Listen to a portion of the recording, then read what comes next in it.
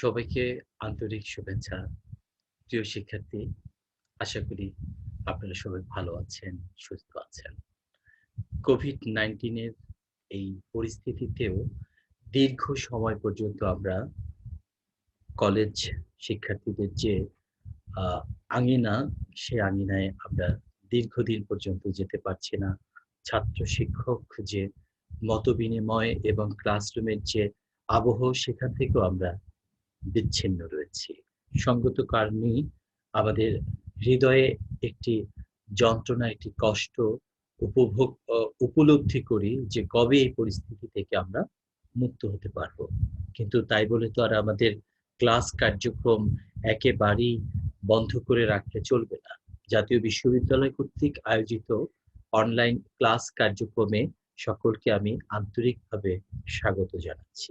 প্রিয় শিক্ষার্থী, অনার্স চতুর্থ বর্ষের পরিবেশ ও উন্নয়ন বিষয়ক আলোচনায় আমি আপনাদের সাথে এ পর্যন্ত ৮ টি ক্লাস নিয়েছি। আজকের যে পাঠ সেটি হচ্ছে নবম পাঠ এবং এই নবম পাঠে আমরা যে বিষয়ে আলোচনা করব সেটি হচ্ছে sustainable consumption and 4R plan.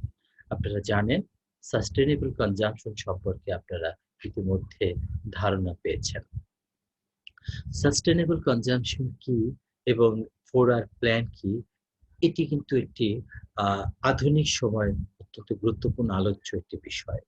আমাদের পরিবেশ রাজনীতিতে পরিবেশ উন্নয়ন এবং সাস্টেইনেবল ডেভেলপমেন্ট পরিকাঠামোর মধ্যে এই বিষয়টি অন্তর্ভুক্ত করেই লেকচারে আমি আপনাদেরকে বিষয়ে বিস্তারিত আলোচনা করব এবং আমি বিশ্বাস করি আপনারা সাস্টেইনেবল কনজাম্পশন সম্পর্কে একটি ভালো ধারণা পেতে পারবেন পুরো আলোচনাটি যদি আপনারা উপভোগ করেন। প্রিয় শিক্ষার্থী, আপনাদের সাথে আমি এ পর্যন্ত ৮ টি ক্লাস নিয়েছি। আজকের ক্লাসটি হচ্ছে নবম ক্লাস এবং নবম লেকচার। আ আমার নতুন করে পরিচয় দেওয়ার কিছু নেই। তারপরেও বলতে হয় আমি এমএম তারিকুজ্জামান, সহকারী অধ্যাপক, রাষ্ট্রবিজ্ঞান বিভাগ, সরকারি প্রজনন কলেজ। শিক্ষার্থী, যে বিষয়ে আলোচনা করব ইতিমধ্যে বলেছি, টেকসই ভোগ ও পরিকল্পনা, sustainable consumption and 4R plan. টেকসই ভোগ কি এবং সাস্টেইনেবল কনজাম্পশন বলতে আমরা আসলে কি বোঝাচ্ছি? 4R প্ল্যানটা কি? আমরা 3R জানতাম। এখন আমরা আজকের আলোচনায় দেখছি 4R। এগুলো কি? এ সম্পর্কে কিন্তু আমাদেরকে জানতে হবে। টপিক দুটো কারো কাছে একেবারেই নতুন মনে হতে পারে। কিন্তু যখন আমরা টপিকের ভেতরে প্রবেশ করব, আমার মনে হয় টপিকের যে আলোচ্য বিষয় সে সম্পর্কে আপনারা খুব সহজেই অনুমান করতে পারবেন এবং বুঝতে পারবেন। আমরা দেখতে পাচ্ছি এই স্লাইডে 4R বলতে ৪ টি R কে বোঝানো হয়েছে। একটা হচ্ছে রিডিউস, আরেকটা হচ্ছে রিইউজ, রিপেয়ার এবং রিসাইকেল। যে রিপেয়ার এটি কিন্তু আগে ছিল না।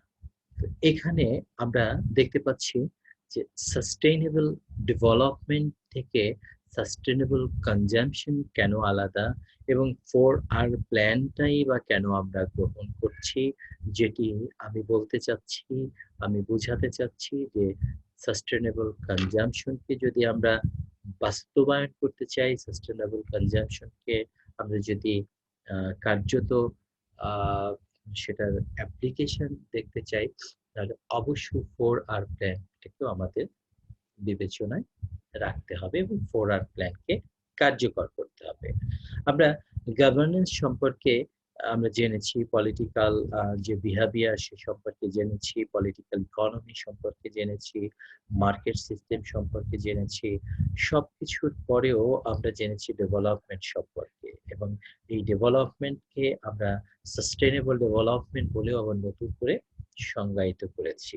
তো আমরা দেখতে চাই সাস্টেইনেবল কনজাম্পশনটা আসলে কি?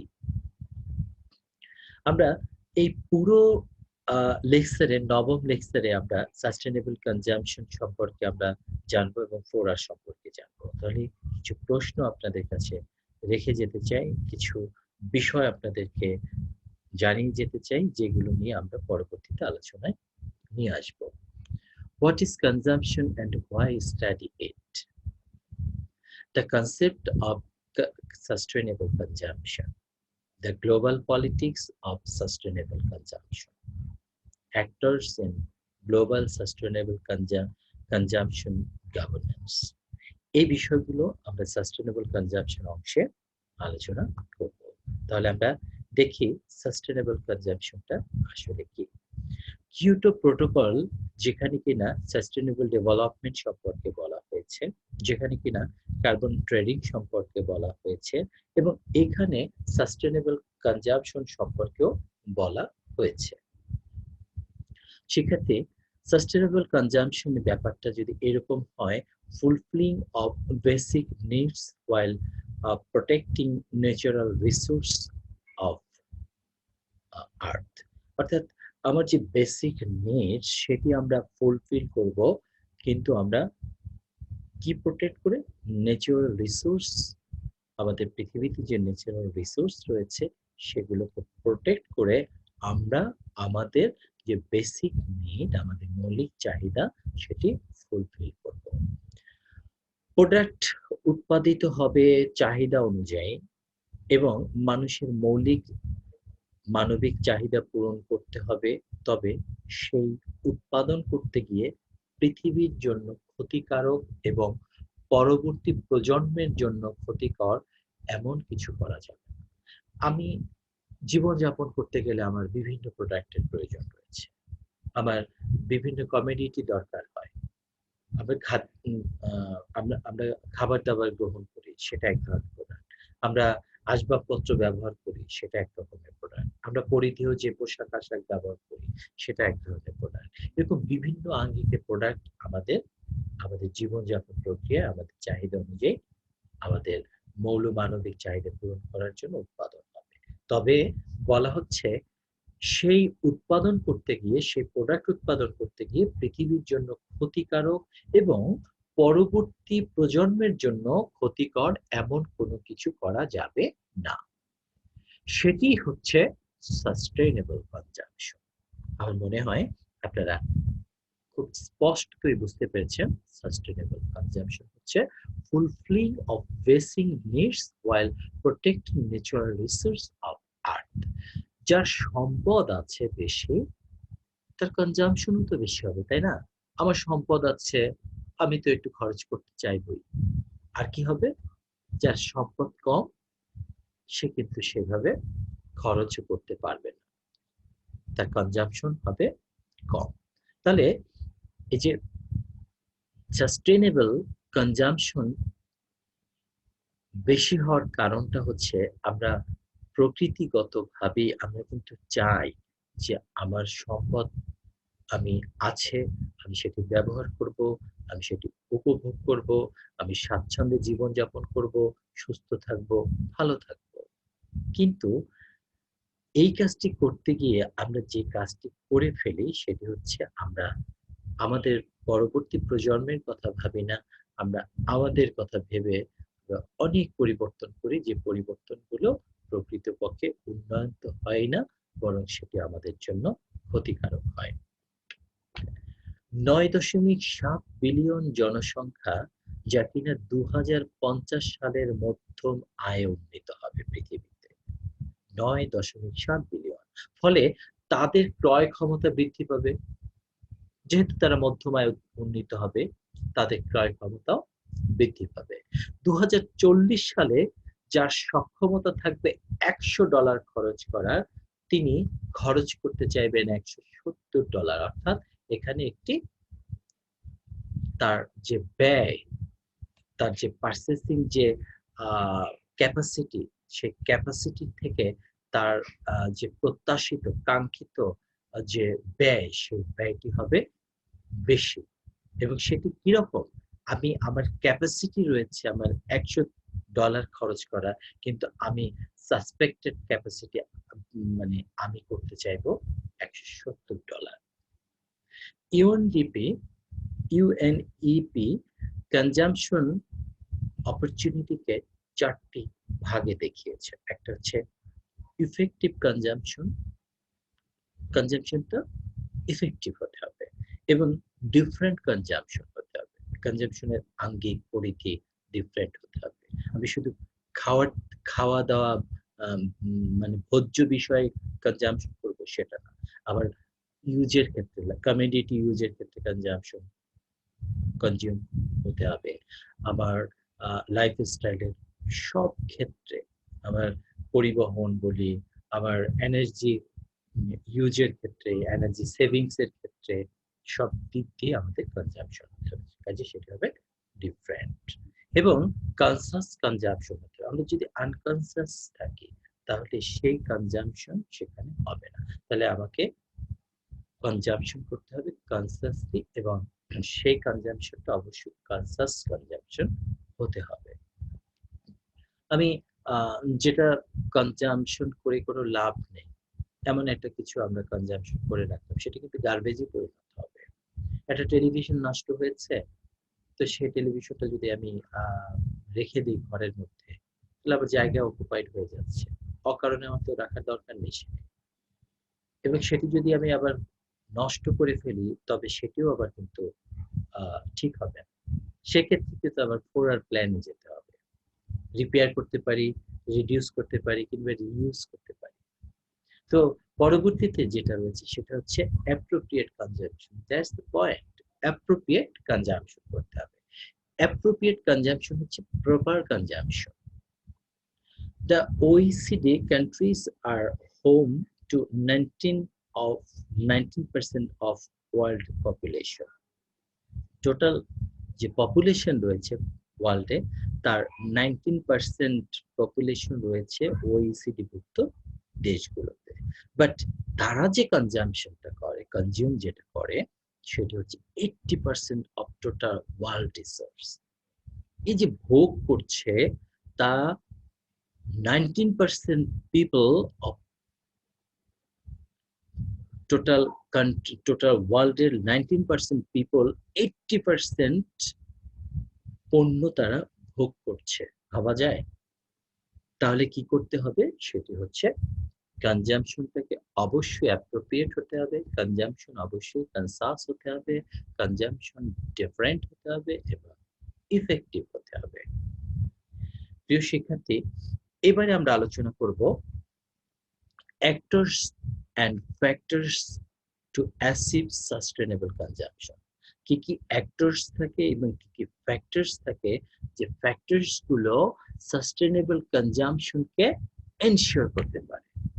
এখানে আমরা অ্যাক্টরস হিসেবে দেখছি দ্য ইউরোপিয়ান ইউনিয়ন রয়েছে, ন্যাশনাল গভর্নমেন্ট রয়েছে, এনজিও রয়েছে,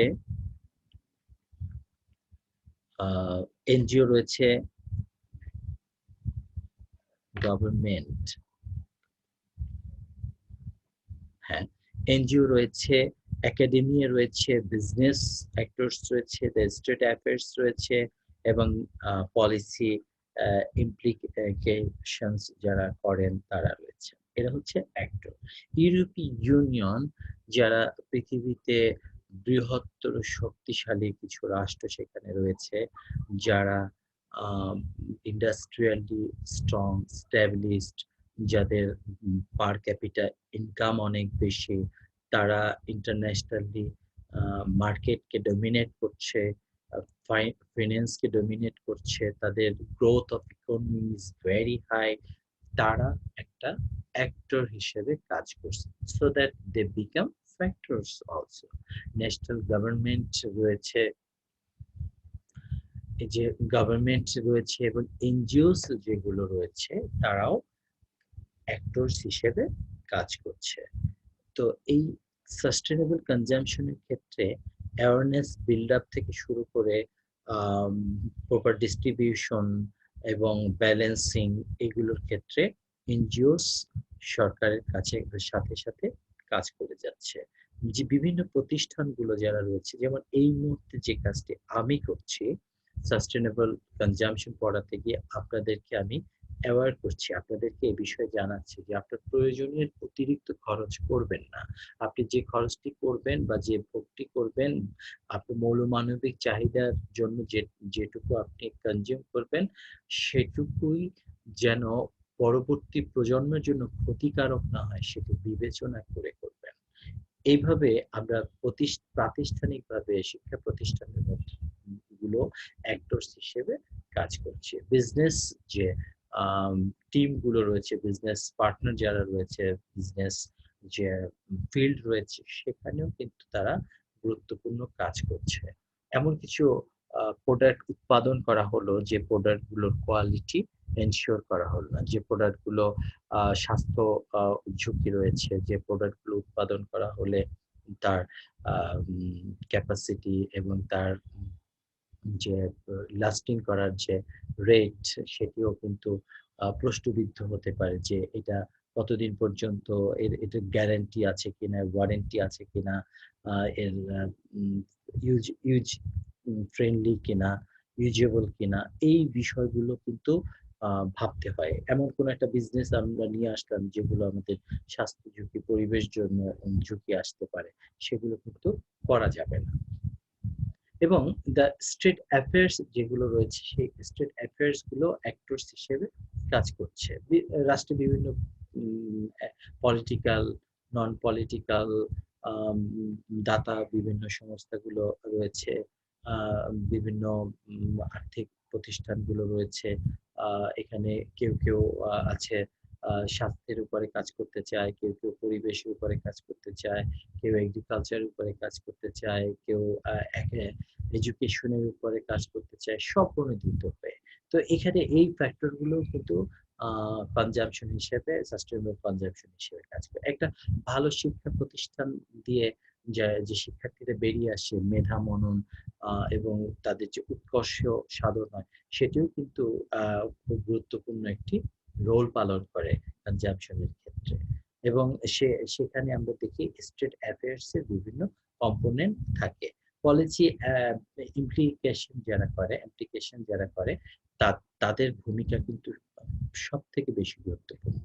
একটা রাষ্ট্রের পলিসি মেকার যারা রয়েছেন, অ্যা পলিসি ইমপ্লিমেন্ট যারা করেন, সরকারের বিভিন্ন ঊর্ধ্বতন কর্মকর্তা, মন্ত্রী, আম আমলা এনারা যারা রয়েছেন এবং ফিল্ড লেভেলে যারা সেগুলো এক্সিকিউট করে, প্রত্যেক অ্যাক্টররাই সাস্টেইনেবল কনজাম্পশন কে আ মাথায় রেখে সাস্টেইনেবল কনজাম্পশন কে আ লক্ষ্য হিসেবে নির্ধারণ করে যদি কাজ করে তাহলে সেখানে আ যে পরিস্থিতিটা তৈরি হবে সেটা হচ্ছে রাষ্ট্রের অভ্যন্তরে যে মিসইউজ করা, দুর্নীতি এবং কাজে ফাঁকি দেয়া এবং যে কাজের গুণগত মান রক্ষা করা সেগুলো গুরুত্বপূর্ণ। আপনি খেয়াল করে দেখেন একটি রাস্তা নির্মাণ করা হলো। কার জন্য রাস্তা নির্মাণ করা হলো?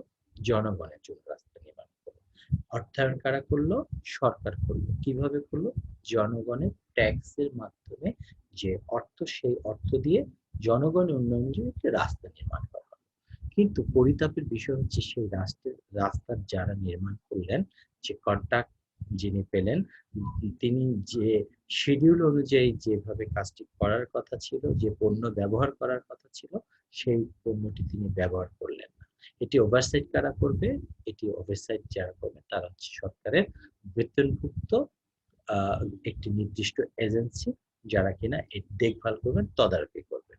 কিন্তু দুঃখের বিষয় তারাও সেটি ছাড়পত্র দিয়ে দিলেন এবং ওই কন্ট্রাক্টর তিনি সমস্ত কাজ করে পুরো অর্থ তিনি নিয়ে নিলেন এবং দেখা গেল গুণগত মান বজায় না থাকার কারণে ওই নির্মাণটি, ওই রাস্তাটি অল্প দিনের ভিতরে ব্যবহার অনুপযোগী হয়ে গেল এবং জনগণের ভোগান্তির কারণ হয়ে গেল। সরকার কি খরচ কম করেছে? নিশ্চয়ই না। নির্ধারিত অর্থ দিয়েছে কিন্তু এখানে কি হয়েছে? যে পলিসি ইমপ্লিকেশন যে সেক্টর রয়েছে সেখানে যে ফ্যাক্টর রয়েছে সেখানে যারা সংশ্লিষ্ট হয়েছে তারা কিন্তু প্রপারলি কাজটি করেনি। কাজেই আ এখানে যে বিষয়গুলো আলোচনা করা হলো সেটা জিওপলিটিক্যাল, ইন্টারন্যাশনাল সমস্ত অ্যাসপেক্টই আমরা দেখলাম যে সাস্টেইনেবল কনজাম্পশন নিশ্চিত করার জন্য আ আন্তর্জাতিক এবং জাতীয় সকল পর্যায়ে ভূমিকা রয়েছে। প্রিয় শিক্ষার্থী, স্লাইডের এই অংশে আমরা দেখতে পাচ্ছি 4R দিয়ে আমি একটি পিকচার এখানে দেখিয়েছি এবং এই পিকচারের মধ্য দিয়ে একটি মেসেজ আমরা লক্ষ্য করতে পারি। আমরা বনায়নকে উপরে দেখিয়েছি। আমরা যদি 4R কে নিশ্চিত করতে পারি তাহলে পৃথিবীতে একটি সাস্টেইনেবল ফ্রেমওয়ার্ক তৈরি হবে এবং সেই সাস্টেইনেবল ফ্রেমওয়ার্কটি হবে আমাদের ভবিষ্যৎ প্রজন্মের জন্য একটি সুন্দর ঠিকানা বিনির্মাণের একটি আ সংস্থা। আমরা দেখতে পাচ্ছি যে 4R বলতে যেটি বোঝানো হচ্ছে রিডিউস করাকে বোঝানো হচ্ছে। আমরা রিইউজ করাকে বোঝাচ্ছি, আমরা রিসাইকেল করাকে বোঝাচ্ছি, আমরা আ রিক রিকভার কে বোঝাচ্ছি। রিডিউস কি করব? আমরা দেখতে পাচ্ছি যে কার্বন ডাই অক্সাইডের যে রিডাকশন সেটি আমাদেরকে রিডিউস করতে হবে। আমাদের এনার্জি বলি, আমাদের ওয়াটার বলি, আমাদের ওয়েস্ট ম্যানেজমেন্ট বলি, সবকিছুর ক্ষেত্রে আমাদের এগুলোকে রিডিউস করতে হবে। আমরা যদি রিইউজ করতে পারি, তবে একই প্রোডাক্ট বারবার করে ঘুরিয়ে ফিরিয়ে যদি আমরা রিইউজ করতে পারি, তাহলে আমাদের পক্ষে দেখা যাবে যে ওই পণ্যটি একাধিকবার বিভিন্নভাবে ব্যবহার করার ফলে ওই পণ্য উৎপাদন খরচও কম হবে এবং যারা ব্যবহার করব তারাও আমরা ব্যবহার করতে গিয়ে সুবিধা প্রাপ্ত হব। এখানে সাপ্লায়ার, ডেলিভারার যারা রয়েছে তারা এজন্য রেসপন্সিবল থাকবেন। যেমন মনে করেন যে প্লাস্টিক টায়ার এবং পলিথিন যেটা রয়েছে সেগুলো যদি আমরা আমরা যদি একাধিকবার ব্যবহার করতে পারি তাহলে ওই প্রোডাক্টের উৎপাদনটা কম হবে। ফলে কি হবে? এগুলো যেহেতু পরিবেশের জন্য ক্ষতিকারক, উৎপাদন কম হবে, একইভাবে ঘুরিয়ে ফিরিয়ে বারবার আমরা ব্যবহার করছি, সেটি আমাদের জন্য আ সহায়ক হবে এবং পরিবেশের জন্য হুমকি স্বরূপ হবে না। আমরা রিসাইকেল করতে পারি। রিসাইকেলিং প্লাস্টিক করতে পারি।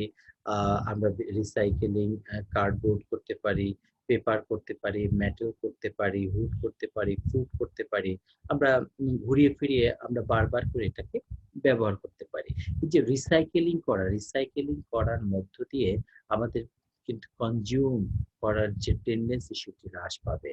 আমাদের কি হবে? সেটি হচ্ছে আমরা খুব ভোগ বিলাসিতায় অভ্যস্ত হব না এবং আমাদের মধ্যে একটি চেতনা তৈরি হবে সেটি হচ্ছে যেকোনো পণ্য বা ব্যবহৃত যে আ উম যে উপা যে পণ্যটি রয়েছে, প্রোডাক্টটা রয়েছে, তার প্রতি আমাদের একটি মমত্ববোধ তৈরি হবে, গুরুত্ব তৈরি হবে এবং এটি যেমন একটি মোবাইল আমরা চাইলে ১ বৎসর ব্যবহার করতে পারি। আবার চাইলে সেই মোবাইলটি যদি যত্ন সহকারে আমরা ব্যবহার করি তাহলে কিন্তু সেটি আমরা অনেকদিন পর্যন্ত ২ বছর, ৩ বছর, ৪ বছরও ব্যবহার করতে পারি।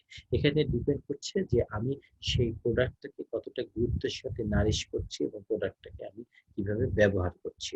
এখানে রিসাইকেল বলতে যেটা বোঝানো হচ্ছে যে অবস্থার পরিবর্তন করে বারবার এখন একটি মুডে আছে সেটাকে অবস্থা পরিবর্তন করে আরেকটি মুডে নিয়ে গেলাম।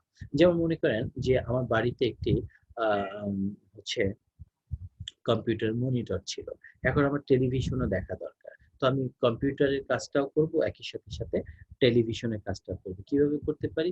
একটি টিভি কার্ড লাগিয়ে দিলাম মনিটরের সাথে, তাহলে কম্পিউটারের কাজও হয়ে গেল, টেলিভিশন দেখার সময় টেলিভিশনও দেখলাম। তাহলে কি হলো? ২ টি প্রোডাক্ট আমি লিখে আমাকে কিনতে হলো না। সেখান থেকে আমি হচ্ছে অর্থ সাশ্রয় হচ্ছে এবং এই যে ইলেকট্রনিক পণ্যগুলো আমি অনেকগুলো আমার ঘরে আম রেখেছি এবং তার ফলে যে এনার্জি সেভিং হলো, অনেক রাখলাম না, এনার্জি সেভিংস হলো। এটা কিন্তু আমাকে বিবেচনায় আমি নিলাম এমনি করে। আচ্ছা, এরপরে যে বিষয়টি সেটা হচ্ছে রিকভার। রিকভারটা হচ্ছে waste is recovered to generate energy in RDF, ERF or AD plant and heat recovery from stream. আমাদের রিকভারি যে ধারণাটা সেটি আমাদের মধ্যে একেবারেই কম। আমরা যদি আ রিডিউস এর কথা চিন্তা করি, আমরা রিউজ এর কথা চিন্তা করি, আমরা রিসাইকেল চিন্তা করি, তাহলে আমাদের রিনিউয়েবল যে ধারণা সেই রিনিউয়েবল টাও আমাদের কিন্তু চিন্তা করতে হবে। আর এই রিনিউয়েবল যেটা সেটা হচ্ছে আমাদের এরকম যে রিপ্লেস করা। আ এখানে হচ্ছে উম একই অবস্থার আমরা আমরা আ ধরুন আমি এই মুহূর্তে যদি বলি তাহলে সূর্যের যে আলো, সেই সূর্যের আলো আমরা ব্যবহার করছি দিনের বেলায়। রাতের বেলায় যদি আমরা একটি সান প্ল্যানেট করতে পারি, তাহলে আমরা কিন্তু রাতের বেলা সেই আলোটাকে ব্যবহার করতে পারছি। তাহলে যেটা করছি সেটা হচ্ছে আমার এই এনার্জি লেভেলটার উপরে যে প্রেশার, আমরা যেভাবে এনার্জিটা তৈরি করছি, যেমন তেল দিয়ে তৈরি করছি, আম আম উম উম তারপরে আমরা আম হচ্ছে আ তাপবিদ্যুৎ কেন্দ্রের মাধ্যমে তৈরি করছি, কয়লা দিয়ে তৈরি করছি। এই যে এই উৎপাদনের জায়গাগুলোর উপরে কিন্তু চাপটা আল্টিমেটলি কমবে। এমনিভাবে আমরা এই কাজটি করতে পারি। আমরা যেমন একটি পেপার ব্যবহারের ক্ষেত্রে যদি আমি বলি, পেপার বিভিন্নভাবে ব্যবহার করতে পারি। প্রথমত আমি পেপার সেটি পত্রিকা হিসেবে ব্যবহার করলাম। ওই একই পত্রিকা আমি একটা কভার হিসেবে ব্যবহার করলাম। আবার ওই একই কভার দিয়ে আমি একসময় একটি বক্স তৈরি করতে পারলাম। আবার ওই বক্স দিয়ে আমি একসময় আ কোনো একটি ডিজাইন তৈরি করলাম। যে ডিজাইনটি আমার আর আম উম উম যে ডিজাইনটি আমার পরিবারের একটি শোপিস হিসেবে আমি সংরক্ষণ করতে পারি। আমি একইভাবে প্লাস্টিকের একটি বোতল, সেই প্লাস্টিকের বোতলটাকে আমরা বারবার যদি আমরা আমরা প্রয়োজনে আমরা বোতলটাকে ভালো করে আমরা পরিষ্কার করে নিয়ে একই বোতলে আমরা বারবার পানি খেতে পারি। এই যে ডিসপোজেবল যে বোতল, সেগুলো কিন্তু আমরা ব্যবহার আ করার মধ্য দিয়ে আমরা কি করছি, বেশি সংখ্যক আমরা বোতল আ সরবরাহ করছি মার্কেটে, আমরা বিপণন করছি। পরে কি হচ্ছে, প্লাস্টিকের মাত্রাটাও কিন্তু একই সাথে বেড়ে যাচ্ছে। এখানে প্রোডাকশন যে ব্যাপারটা আছে, প্রোডাকশন ম্যাটেরিয়ালস যেগুলো রয়েছে, সেই ম্যাটেরিয়ালস গুলোকে আমরা পরিকল্পনা রাখতে হবে যে সেটি যেন কখনোই গার্বেজ এ পরিণত না হয়। সেটিকে কিভাবে বারবার করে ব্যবহার উপযোগী করা যায়। তাহলে আমরা দেখি যে 3R হিসেবে আমরা যেগুলোকে বিবেচনা করতাম আগে, সেগুলো হচ্ছে রিডিউস করতে হবে। আমাদের ইউজটাকে রিডিউস করতে হবে। কিভাবে? সংক্ষিপ্ত, আমরা কম ব্যবহার করব। আর হচ্ছে রিউজ, ওই যেটা আমরা ব্যবহার করছি সেটাকে বারবার করে আমরা ব্যবহার করব। একটা জামা, আমার এই জামাটা দিয়ে আমি পরবর্তীতে একটা ব্যাগ তৈরি করতে পারি, থলি করতে পারি। আমরা অনেকে ইয়োক ব্যবহার করি। একটা জামার জন্য একটা ইয়োক থাকলো। এই ইয়োকটাকে খুলে যদি যেটি ভালো থাকে, যদি আরেকটি জামায় ব্যবহার করি, তাই না? তো এমনিভাবে কিন্তু আমরা ব্যবহার করতে পারছি। এই যে রিসাইকেল করতে হবে। আমাকে এই ব্যবহারটাকে ঘুরিয়ে ফিরিয়ে আমাকে ব্যবহার করতে হবে। আম অর্থাৎ একই পণ্যকে বিভিন্ন আঙ্গিকে প্রয়োজন অনুযায়ী আমাকে ব্যবহার করতে হচ্ছে। তো সেটাকে আমরা আ যেটা করব, 4R এ যদি আমরা বিবেচনা করি, তাহলে আমরা দেখতে পাই সেখানে রিপ্লেস করা, রিডিউস করা, রিউজ এবং রিসাইকেল করা। তো প্রিয় শিক্ষার্থী, এরপরে যে স্লাইডটিতে আমি যাচ্ছি, সেখানে আপনি দেখতে পাচ্ছি আমি যে আলোচনাটা এতক্ষণ করলাম, সেটা একটা সামারি কিন্তু আমরা এখানে পেয়ে যাচ্ছি। আপনি দেখতে পাচ্ছেন এখানে আ একজন ভদ্রমহিলা কাগজের স্তূপের মধ্যে অফিসিয়াল কাজ করছে। অর্থাৎ সে যে কাজগুলো করছে, সেই কাজগুলো প্রত্যেকটা নথিপত্র সংরক্ষণ করে রাখছে, এবং কিভাবে সংরক্ষণ করেছে সেটি এখানে আলোচ্য বিষয় না। কিন্তু একটা অফিসে যদি আমরা যাই, তাহলে দেখব অসংখ্য কাগজের স্তূপ রয়েছে, তার ডোসিয়ারও অনেক কাগজ রয়েছে। সেগুলোর উদ্দেশ্যটা কি? উদ্দেশ্যটা হচ্ছে নথিপত্র সংরক্ষণ করতে হবে যদি কখনো লেগে যায়। তো এখানে কি হচ্ছে, আমরা টেকনোলজি যদি ইউজ করি, আমরা কিন্তু কাগজের ব্যবহার কমিয়ে দিতে পারি। কাগজের ব্যবহারটা কমিয়ে দিলাম, কারণ কাগজ উৎপাদন করতে গিয়ে কি হচ্ছে, আমরা গাছ থেকে আমরা মণ্ড তৈরি করছি, এবং সেই যে গাছ, সেই গাছ কিন্তু আমরা আ র‍্যান্ডম গাছকে কর্তন করছি কাগজের প্রয়োজনে। তো কাগজের কাঁচামাল যেহেতু বাঁশ কিংবা বিভিন্ন গাছ থেকে উৎপাদন করা হয়, ছাল বাকল থেকে উৎপাদন করা হয়, তাহলে সেই কাজটি কাগজ কিভাবে কম ব্যবহার করে আমরা করতে পারি, সেটাও আমরা বিবেচনা করতে পারি। সেই চেষ্টাটি আমরা করতে পারি। তাহলে আমরা দেখি যে কাগজের ব্যবহারটা কিভাবে কমানো যায়। আমরা কি করছি? প্রচুর সংখ্যক পলিথিন ব্যবহার করছি, তাই না? পলিথিন ব্যবহার করছি, বোতল ব্যবহার করছি, নদীতে ফেলে দিচ্ছি, জানালা থেকে ফেলে দিচ্ছি, গাড়ি থেকে ফেলে দিচ্ছি। কি দুঃখজনক ব্যাপার। আমরা কি জানি এই পলিথিন আমাদের সমাজের জন্য কতটা ক্ষতিকারক হতে পারে? সে কথা একটু পরেই বলছি। আমরা রিনিউয়েবল এনার্জির কথা চিন্তা করব। আমরা এই যে এখানে যে আ দেখতে পাচ্ছেন আপনারা, সৌরচুল্লী এখানে রয়েছে।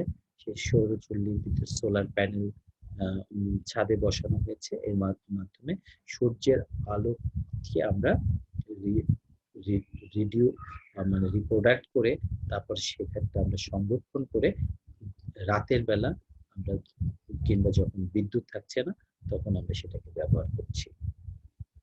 এই নিচের এই স্লাইডটা এই ছবিতে আপনি দেখতে পাচ্ছেন টায়ার রয়েছে, অসংখ্য টায়ার রয়েছে, বোতল রয়েছে। এই যে ক্যান গুলো ভরা আছে। এতগুলো বোতল, এতগুলো টায়ার আমরা এগুলোকে যদি রিইউজ করতে পারি, এগুলোকে যদি একটু রিপেয়ার করতে পারি, রিপেয়ার করলে কিন্তু এটি করা সম্ভব। কাজেই দেখা যায় যে এই যে রিপেয়ার করার মধ্য দিয়ে যদি এটিকে ব্যবহার উপযোগী করা যায় তাহলে এই প্রোডাক্টের উৎপাদনগুলো কমবে। আপনি এই স্লাইডে খেয়াল করে দেখুন পানি। আপনার পানির মানে পানির কোনো ঘাটতি নেই। পৃথিবীতে অসংখ্য পানি রয়েছে। কারণ হচ্ছে পৃথিবীর ৩ ভাগ পানি এবং ১ ভাগ হচ্ছে স্থল। এই যে পানি প্রচুর পানি কিন্তু সুপেয় পানি কি সেই অনুসারে আছে? আপনি যদি চিন্তা করে দেখেন মধ্যপ্রাচ্যে সেখানে তেলের ভাসমান মধ্যপ্রাচ্যের দেশগুলো। সেখানে ১ লিটার তেল ক্রয় করতে ৬৫ পয়সা ৬৫ রিয়াল খরচ হয়। আর সেখানে ১ লিটার পানি যদি আপনি কিনতে যান সেটি আপনাকে ২ রিয়ালে কিনতে হচ্ছে। তুলনাটি নিশ্চয়ই বুঝতে পেরেছেন। সেখানে তেল অপেক্ষা পানির দাম বেশি। সুপেয় পানির যে সংকট, সেই সংকট কিন্তু আরো বেড়ে যাবে। যখন সমুদ্রপৃষ্ঠের উচ্চতা বেড়ে যাবে, বেড়ে তো যাচ্ছেই। ফলে কি হচ্ছে যে এই যে নোনা পানিটি সেটি নোনা পানিটি কিন্তু আমাদের কাছাকাছি চলে আসছে এবং এর ফলে আমাদের সুপেয় পানির যে পরিমাণ সেটি কমতে শুরু করেছে। আমরা লক্ষ্য করে দেখব দক্ষিণ অঞ্চলের অনেক পানিতেই নোনা পানি থাকে যে ডিপ কিংবা স্যালো টিউবওয়েলে আমরা নোনা পানি দেখতে পাই সেই পানিটা খাওয়া উপযোগী থাকে না। আমাদের বরিশাল কিংবা খুলনা অঞ্চলে যদি খেয়াল করে দেখি তাহলে সেটি স্যালাইনেশনের সমস্যাটি আমরা লক্ষ্য করেছি। যে বিষয়টি আমাদের খুব তীব্রভাবে ভাবাচ্ছে সেটা হচ্ছে স্লাইডের শেষে ডান দিকে আপনারা লক্ষ্য করবেন যে ডিসপোজেবল গুলো বোতলগুলো আমরা ব্যবহার করছি সেগুলো কত বছর পর্যন্ত অক্ষত থাকে সেগুলো কি আপনারা জানেন? ৪৫০ বছর পর্যন্ত এই ডিসপোজেবল বোতলগুলো অক্ষত অবস্থায় থাকে। এগুলো মানে নিঃশেষ হয়ে মাটিতে মিশে যেতে তার সময় লাগে ৪৫০ বছর। চিন্তা করে দেখেন।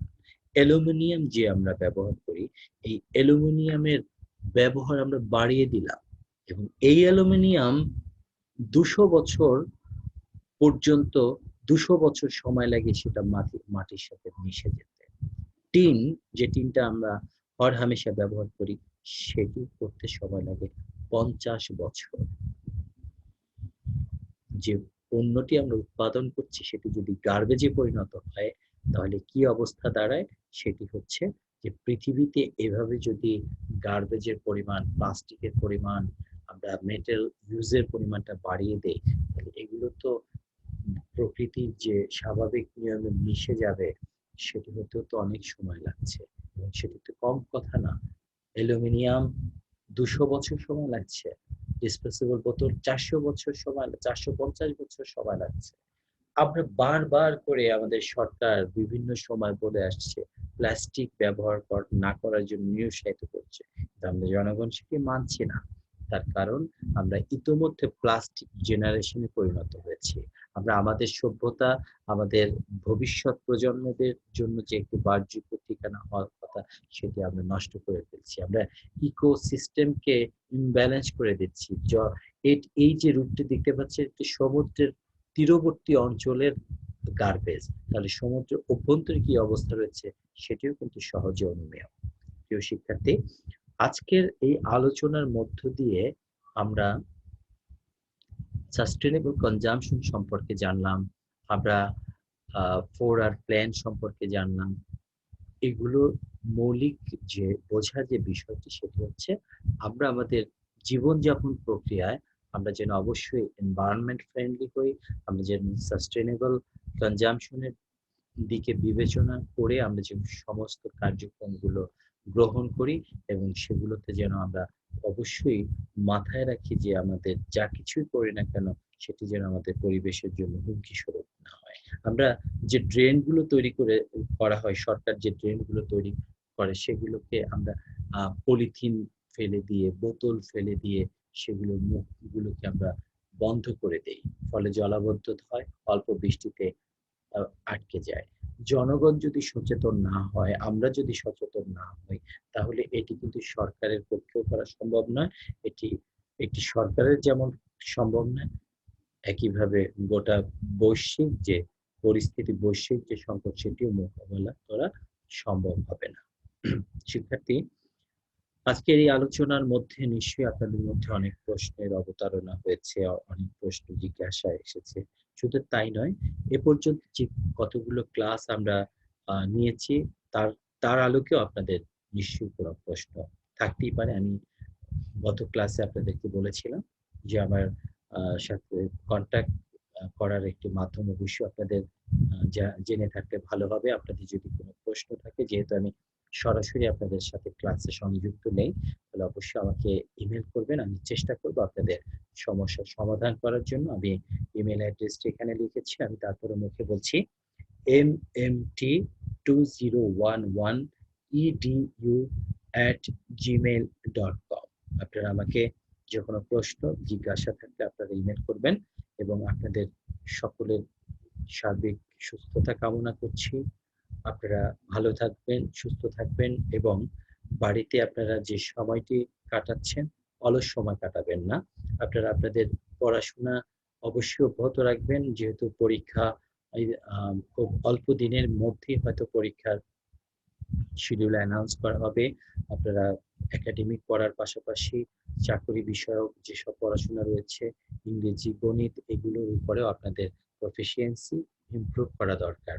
ক্লাস টাইম যেহেতু আপনারা বাসায় থাকছেন, স্টে হোম মেইনটেইন করবেন এবং আপনাদের স্বাস্থ্যবিধি মেনে পড়াশোনাকেও একই সাথে অব্যাহত রাখবেন। তো আজকে এই পর্যন্তই। আপনারা ভালো থাকুন, সুস্থ থাকুন। আপনাদের সকলের সার্বিক মঙ্গল কামনা করে আজকের মতো এখানেই শেষ করছি। আল্লাহ হাফেজ।